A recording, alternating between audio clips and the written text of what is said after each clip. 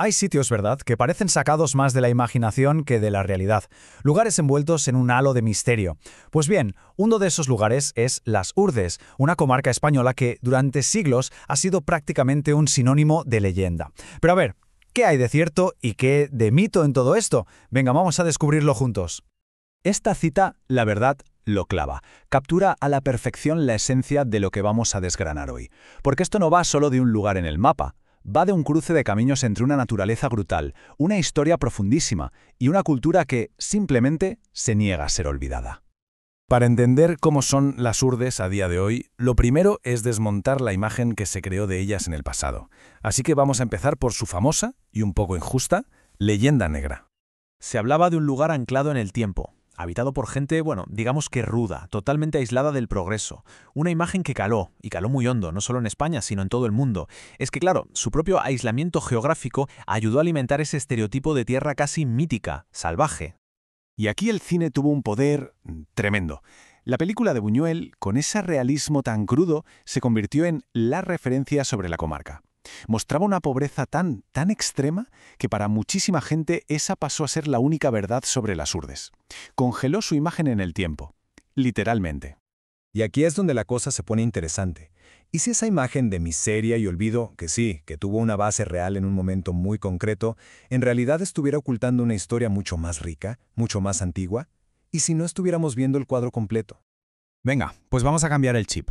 Ahora vamos a viajar muy atrás en el tiempo para descubrir que Las Urdes, lejos de ser un lugar olvidado, ha estado habitado y muy vivo durante milenios. A ver, esta cronología lo cambia absolutamente todo. La idea esa de una tierra sin historia se desmorona al instante. Si miramos de cerca, estamos hablando de dólmenes, de arte rupestre prehistórico, vestigios de un mundo espiritual ancestral. Luego la presencia romana, y no de pasada, no, sino con villas y ciudades. Es que hasta encontramos nombres celtas grabados en pizarra. Y ya para el siglo XII, ojo, existían pueblos con nombre y apellidos en los registros. ¿Tierra olvidada? Para nada. Era una tierra con una historia ininterrumpida.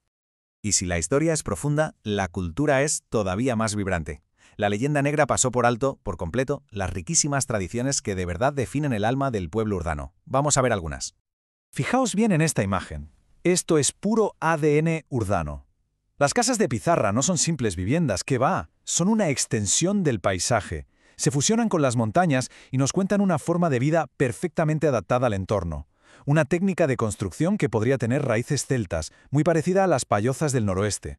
Esa conexión con lo ancestral se nota muchísimo en sus ritos. El fuego, por ejemplo, es un elemento sagrado, purificador. Fiestas como la Yogara o la Carbocha, aunque hoy tengan un barniz cristiano, tienen un eco pagano potentísimo. Son rituales que unen a la comunidad, que la conectan con los ciclos de la naturaleza, una herencia que ha sobrevivido siglos.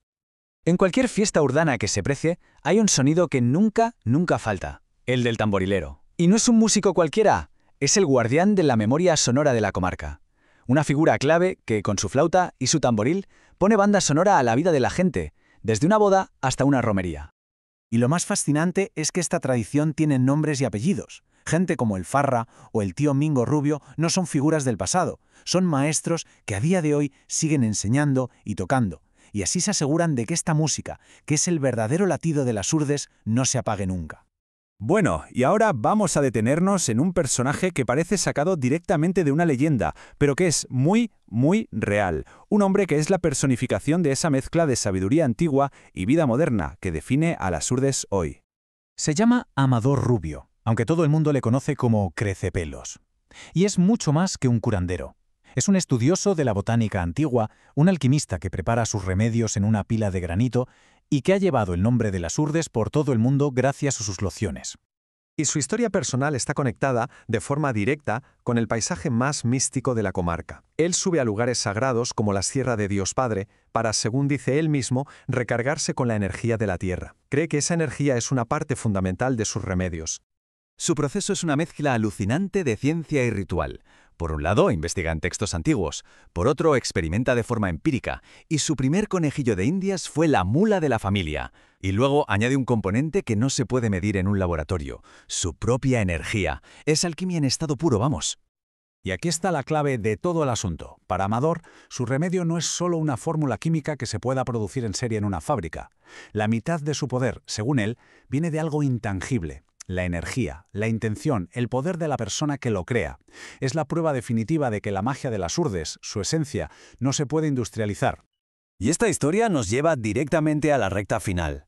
¿Cómo ha cambiado la percepción de las Urdes en el último siglo? Vamos a ver cómo esta cultura ha pasado de ser un estigma a una fuente de orgullo inmenso. Este contraste es brutalmente revelador. En 1922, el rey visita un lugar que se ve con compasión, casi como una obra de caridad. 100 años más tarde, en 2022, el rey recibe un regalo que es un símbolo de orgullo por la cultura local, una maqueta de su arquitectura única. El objeto en sí lo dice todo, se ha pasado de la pena al respeto. Este dicho local resume a la perfección esa identidad tan fuerte y tan particular que tienen. No se sienten definidos por las grandes regiones que los rodean. Su identidad nace de sus montañas, de su historia, de sus tradiciones. Somos jurdanos. Es toda una declaración de principios. Así que el gran resumen es este. Las Urdes ya no es la tierra sin pan de Buñuel. Es una comarca que, sin olvidar las dificultades, está construyendo su futuro sobre los cimientos de un pasado riquísimo. Está transformando el estigma en un emblema de identidad y de resistencia cultural. Y terminamos con una reflexión. La historia de las Urdes nos obliga a plantearnos cuántas veces juzgamos un lugar o una comunidad entera por una sola foto, por una sola película o por un solo titular, sin pararnos a ver el tapiz tan complejo y fascinante que hay detrás.